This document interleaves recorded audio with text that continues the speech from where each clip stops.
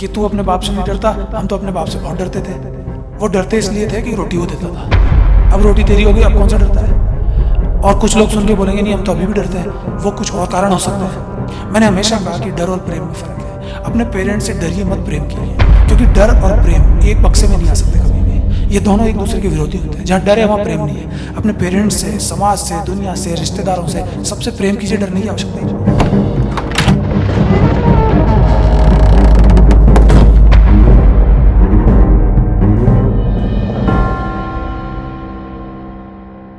ये जो शब्द है फ्रीडम, इसके पीछे अपने आप ही एक शब्द आता है जो पैदा होता है, वो है गुलामी।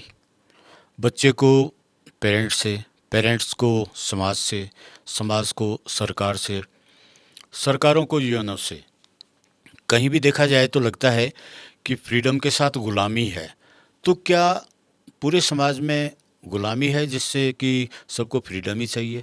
अंदर से सोचा जाए तो छोटा बच्चा हो या कोई भी हो, उसको अंदर से ही फ्रीडम चाहिए। नेचर के द्वारा दिया हुआ एक तत्व है। कई पक्षी हम पाल लेते हैं, चिड़ियाएँ हम रख लेते हैं अपने शोबाजी के लिए कि हमको ये सुकून दे रही है, तो इनके लिए एक पिंजरा बना दिया, इनको रख लिया पालने के लिए। लेकिन वो चिड़ियाएँ कुछ समय बाद अपनी उड़ने की जो कैपेसिटी है उसको खो देती हैं। उनको अगर आप उड़ाने की भी कोशिश करोगे तो वो ढंग से उतने ऊंचे आसमान में नहीं उड़ पाएंगी और उनको कोई ना कोई बिल्ली या कुत्ता झपट्टा मार के खा जाएगा। इसीलिए वो कोशिश करती हैं कि मुझे किसी ने खोला भी है ना, तो मैं तो वापस पिंजरे में चली जाऊं। अगर मैं किसी को खोलने की भी कोशिश करूंगा तो वो कोशिश वापस से ये करता है या करती है कि मैं उस पिंजरे में वापस चली जाऊं या चला जाऊं। क्यों? क्योंकि प्रकृति तो ये कहती है कि मुझे स्वतंत्र होना है, इसीलिए वो मेरी बात सुन लेता है या सुन लेती है।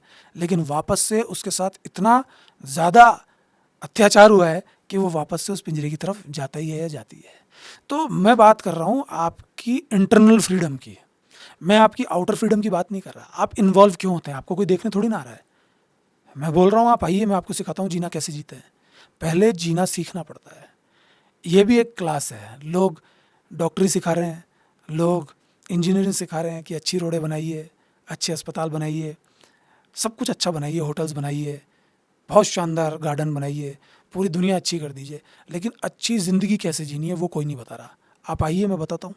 सबको बोल रहा हूँ, इनवाइट कर रहा हूँ, आप आइए, मैं आपको बताता हूँ कैसे जीना है। बिल्कुल रिलैक्स मोड पे, कुछ करना ही नहीं है। लेकिन होता क्या है, हमारा प्रभाव जो हमारे सबसे नज़दीक है। मैथ्स में आपने देखा होगा, सर्कल अगर हम पढ़ते हैं तो उसका एक केंद्र होता है जिसको हम ओ से दर्शाते हैं। ओ केंद्र जो होता है, जो उस केंद्र के नज़दीक है, हम ओ हैं, हमारा जो चित्त है वो ओ है। हम सबसे नज़दीक किसके होते हैं? मैं आपसे पूछना चाहता हूँ, किसके होते हैं हम सबसे नज़दीक? बचपन में तो पेरेंट्स के होते हैं। नहीं होते। हम सबसे नज़दीक हमारे खुद के होते हैं। हमारी से खुद की बॉडी, हमारी खुद के सबसे नज़दीक होते हैं। हमारी बॉडी, सबसे पहले हमारी बॉडी। आपने देखा होगा कई लोग कहते हैं कि हमारे पेरेंट्स से हमारा इतना प्यार है कि हम तो उनके लिए जान देने को भी तैयार हैं। लेकिन अगर उनकी बॉडी को हानि पहुंचेगी, वो प्रयोग देखना क्या होगा। जब चोट लगेगी ना, तो आपकी मम्मी को दर्द जरूर होगा कि हाय मेरे बच्चे की हुई है, लेकिन अत्यधिक दर्द आप ही सहन करेंगे। ऐसे ही आपके पेरेंट्स ही दर्द सहन करते हैं। आप सिर्फ उनके फील को देख करके महसूस कर सकते हैं, लेकिन दर्द वही सहन करेंगे। तो हम सबसे नज़दीक किसके हैं? हमारे खुद के। सबसे पहले हम खुद के नज़दीक हैं। तो पहले तो हमको किससे फ्रीडम प्राप्त करनी है? बॉडी से। कहीं हमको कोई बांध नहीं दे कि हमको बांध के पटक जाए। कम से कम रिलैक्स तो हो सके, हम चल फिर सकें। उसके बाद जैसा कि आपने बोला कि पेरेंट्स होते हैं, उन पेरेंट्स भी मदर फादर मुख्य हैं, फिर उनसे फ्रीडम पानी है। उसके बाद घर के और मेंबर्स, जॉइंट फैमिली है तो, फिर उसके बाद रिश्तेदार, उसके बाद समाज, उसके बाद ये सब चीज़ें आती हैं, धर्म, पूरी दुनिया। तो आप छोटी चीज़ से स्टार्ट करें। पहले तो आप ये देखें कि आप जब चल रहे हैं तो आप अपनी मर्जी से तो चल रहे हैं क्या?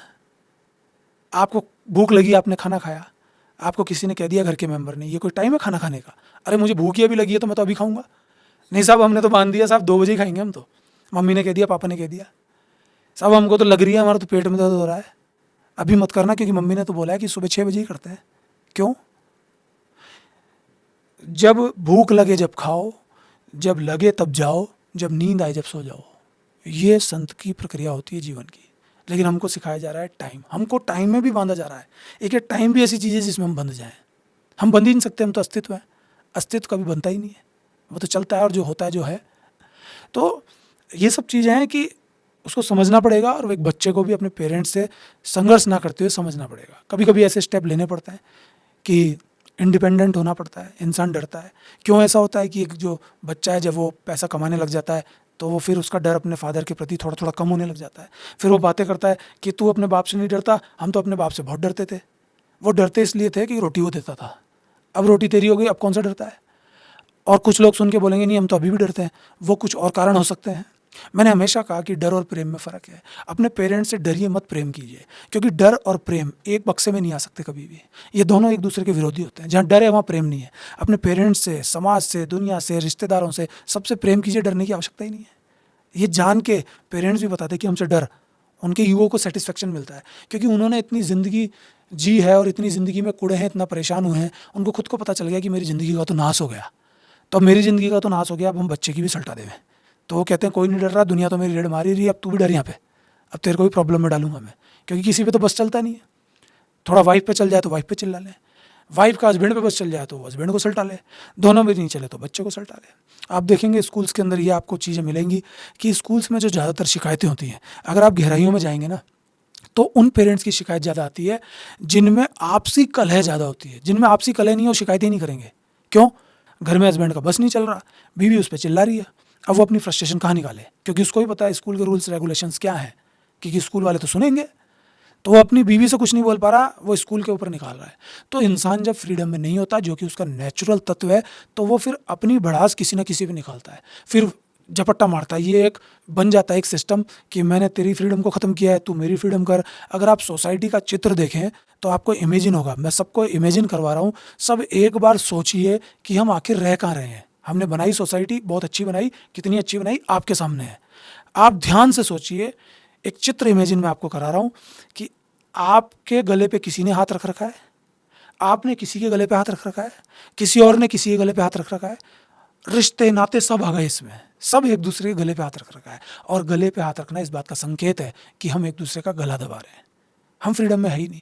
इसीलिए दिमाग, हमारी बुद्धि, हमारी चेतना उतना विकास नहीं कर पाती जितना मानव कर सकता है। इसलिए मानव कुड़ के मर जाता है, और एक दिन जब वो मर रहा होता है, इंसान जब मर रहा होता है, तो उसको याद होता है कि मैंने तो कुछ किया ही नहीं, मैं तो ज़िंदगी भर हमेशा पीड़ा में ही रहा, और मेरे को तो कभी स्वतंत्रता मिली नहीं, हमेशा परतंत्र रहा। तो इसलिए इस स्वतंत्रता को आप जानिए, इस स्वतंत्रता को आप समझिए, यही आपका सबसे पहला अधिकार है। लेकिन मैं बिल्कुल भी नहीं कहूँगा कि संसारिक दुनिया के अंदर आप वो सारे काम करें जिससे कि आप लोगों को परेशान करने लगे कि मैं तो स्वतंत्र व्यक्ति हूँ, मैं तो एक दूसरे को मारूंगा। मैं स्वतंत्रता उसको कहता हूँ जो अंदर से आती है, बाहर परेशान करने से नहीं।